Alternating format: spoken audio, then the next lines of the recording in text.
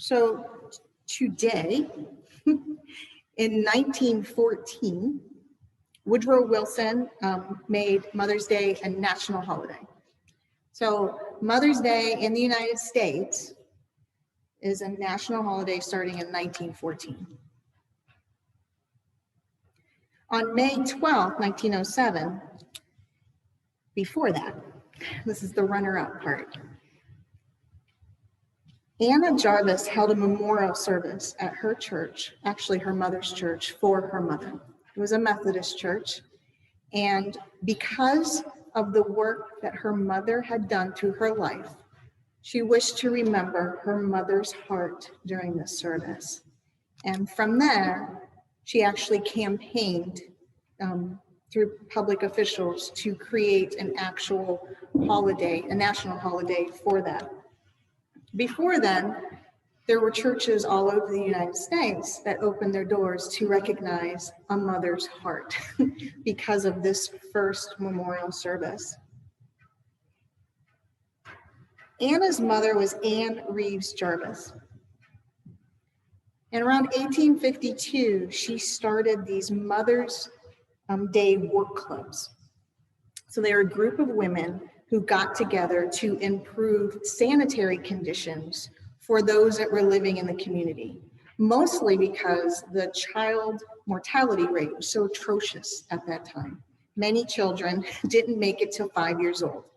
So Anne Reeves Jarvis recognized that part of that was due to cleanliness and due to nutrition and hygiene. And she, as a group of other women and other mothers, helped ill mothers. So let's say a mother became ill, they would go in and help the family. If something were to happen, they made sure milk was inspected so that children received good milk and not spoiled milk. And all these things we kind of take for granted today, but this was a concerted effort for the community. She kept this club together even during the Civil War. And during the Civil War, she decided and got the mothers and the families that were helping her to agree that they would not discriminate which side they were helping. Everyone would get help. So it didn't matter if you were on the Confederate side or the Union side, you would receive help for your family. There was still an effort for sanitation, for getting people food, for making sure people lived the best life they could, despite what was going on around them. This held all the way through to the end of the Civil War, and in 1865, the first Mother's Friendship Day was born. And at this Friendship Day, it was families coming together, soldiers from both sides, sitting down, having a picnic with the women that were keeping their families going. She made sure to say it didn't matter what your political side was, what your social side was, that humanity and community is what made it. She exemplified the feminine divine, the sacred feminine heart. She also helped those that were grieving. Not only did she help people because of the sanitary needs, but she felt those herself. So of the 6 children that she bore, 4 of them passed because of disease. So she was in the midst of not only grieving, but also helping so others didn't feel the same or have that the same. Now her daughter Anna is the one that overheard her when she was really young, saying that she hopes that someday, her mother said out loud, she hopes that someday that all of the women, the mothers, were recognized, because she really recognized that at that time in our history, in world history, not just the United States, a feminine contribution to society was often overlooked or was considered second tier, even despite everything that you could see that she was doing. So that's what Anna set out to do and why the memorial service happened. Again, her mother, and Anna for that matter, exemplified things like intuition, compassion, wisdom, collaboration, reflection, creativity, kindness, gentleness, all the characteristics we recognize as that divine feminine, the feminine aspect of everybody, not just women, everybody. It is not gender specific. All genders carry that feminine quality of creation in them. So again, we're going to call this the mother's heart, since it is Mother's Day. And in this creation of the universe, of universal consciousness, there was created both feminine and masculine. And next month, when we hit Father's Day, we'll talk about the divine masculine. The masculine will get its due. But to recognize that there is a yin and a yang there, that they are to be balanced, and that one is more important than the other, is really important. These qualities, again, can be found in any gender. And a mother has become that symbol of everything that is possible. Much of human history, however, just like we said, has been patriarchal in form. And we've often, pushed under the rug a lot of things that have happened. And Lawrence Galian, I hope I said his name right, it's Galian. He wrote the books Jesus, Muhammad, and the Goddess, and the 40 Gnostic Truths. He said, what happened to our divine feminine through history? Why has she apparently disappeared from Judaism, Christianity, and Islam? In the Gnostic Gospels, we learn that Mary Magdalene was probably the closest disciple of the Christos, the one whom the Master taught the most arcane and esoteric wisdom. She was and is the representation of all wisdom. The male apostles of the Christos demonstrated both their jealousy and respect for the wisdom and position of Mary Magdalene. Charles Fillmore, in the Metaphysical Bible Dictionary, also talks about Mary Magdalene and her place as one of our recognition of divine feminine. He says, a wonderful lesson of consistency, gratitude, love, faithful attachment, and service is set before us in the glimpse of Mary Magdalene that are given in the Gospels.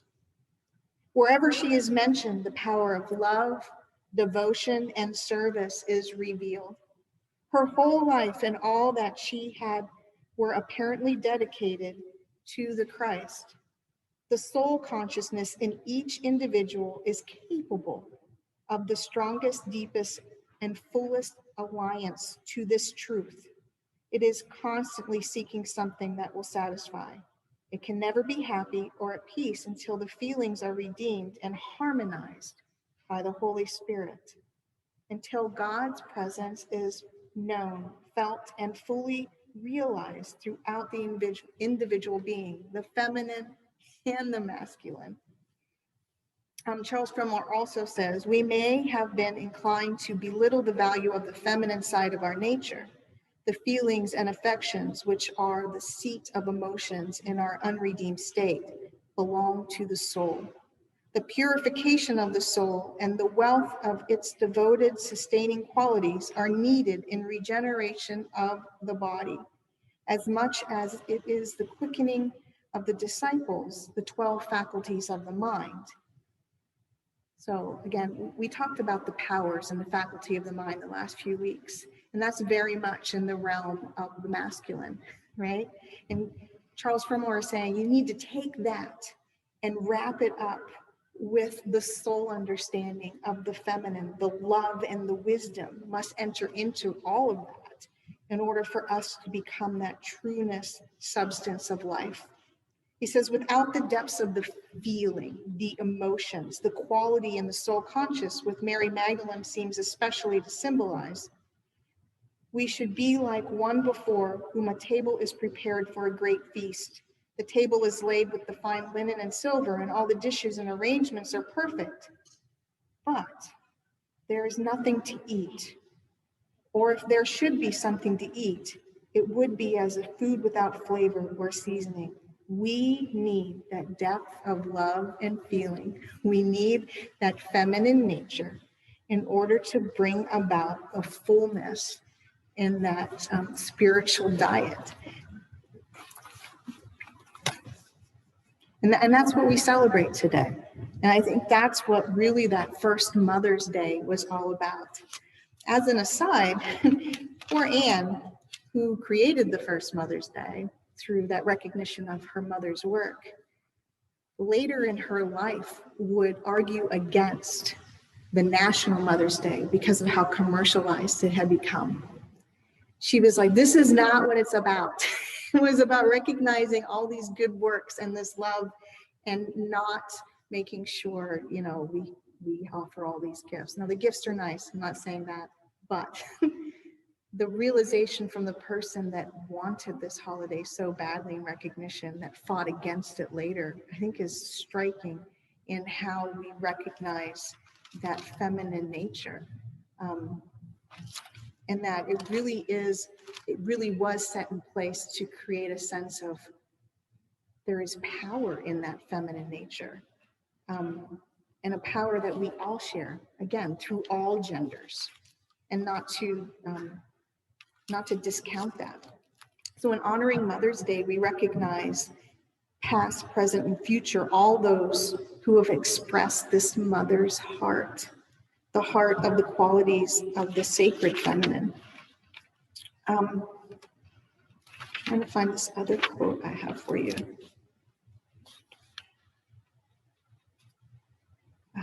Ananda Karnesh, he wrote 1,000 Seeds of Joy.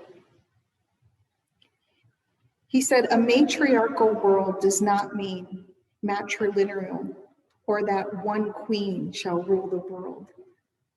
He says it simply means a world in which a mother's heart leads all social institutions, cooperations, and governments.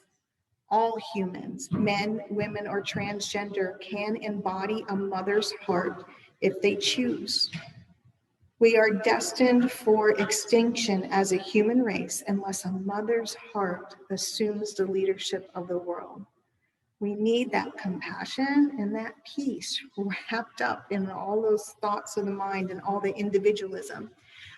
The feminine side of creation is that coming together, that oneness piece. The masculine, again, which we'll talk about more next month, is the individualized part, and we are both.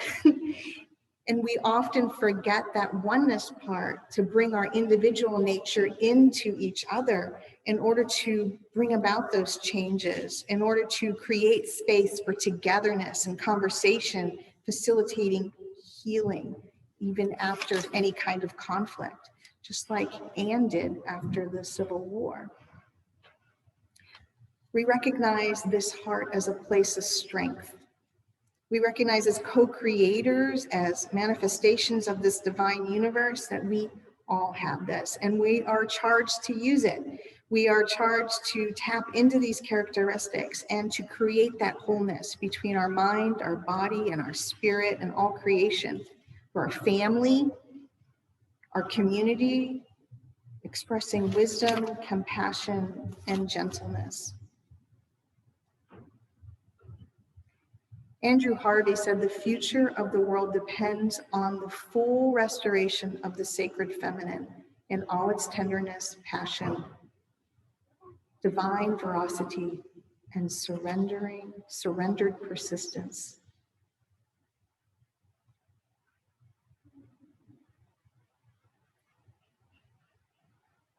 And this even goes for, again, it's all genders. But I think sometimes we forget, or we put those that are women that do not have children on a side that's not as equal sometimes, especially when we talk about Mother's Day. And I have several friends that have expressed this in the last week. It's always interesting leading up to Mother's Day and listening to people, because there's either this joyful, I love my mother and all this is great, right? Or I hear the other side where they just can't get their heads around the day. Either their mother has passed, or they didn't have a good relationship, Or maybe they don't have children and they're being told by their families that they're somehow less. And this happens around this time of year all the time. There's this great joy aspect and this great, I just don't want anything to do with it. And I think if we remember the divine feminine aspect of all of us, we can bring those together. There's a lovely lady who does a lot of blogging and work. Her name is Venda Maria. She's one of these people that has chosen to not have children. And yet she's one of the biggest advocates for the divine feminine, I think, at least in social media type circles. She says, when we connect to the divine feminine in each and every one of ourselves, we discover that, in fact, we are wholehearted after all. We are wholehearted. And that's the joy aspect of the mother's heart. And we don't need to have a certain way that we live our lives in order to express that and live that. Even if we don't have children in our care, we all have the possibility to be motherly to each other, to accept that sacred feminine space.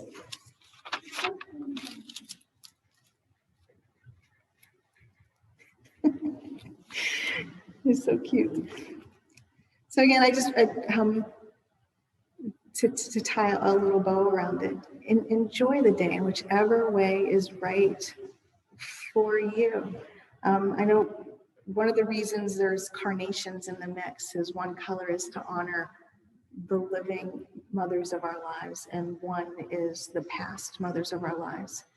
And whether that's a biological mother or a spiritual mother or some person in your life that has nurtured you in any way, to honor that aspect of them and yourself today, and to move forward with that and take that out into the world, just like Anna did in her own life. Thank you.